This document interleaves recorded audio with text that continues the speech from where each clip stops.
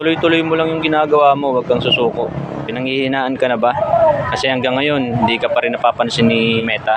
Kasi lahat naman tayo dumadaan dyan sa napakahirap na pagsubok na yan. Kung paano ma-monetize. So siguro manood ka din ng mga kapwa musisi na nagbablog para magkaroon ka ng idea. Yung iba nga sumasayaw lang eh. Pero mas mabilis kasing makilalang bahay mo kapag ang mga binablog mo yung nagtitrending, tapos yung mga nakakatawa, informative, yan. Tuloy-tuloy mo lang yung ginagawa mo, wag kang susuko. Kasi sa una lang naman yan eh.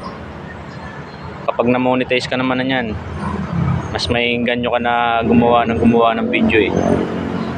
Laging isipin mo yung inspirasyon mo kung bakit ka nagbablog. Bakit mo ginagawa yan. Kaya may papayo ko lang, huwag kang susuko. Mahina lang yung sumusuko agad. Yung mga pagsubok, dumarating talaga yan. Yung minsan, nahataking ka pababa. Yung minsan, wala ka ng gana talaga.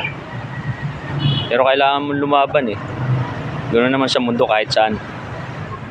At least, nagtatry ka sa mga bagay na pwede mong magawa.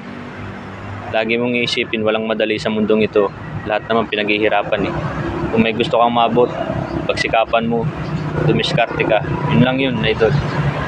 Kaya tuloy-tuloy mo lang yung ginagawa mo, pagka-vlog. Kung walang pumapansin masyado, makipag-engage ka. Kasi darating din yung panahon, baka sabihin mo, ito na yung lahat ng paghihirap ko.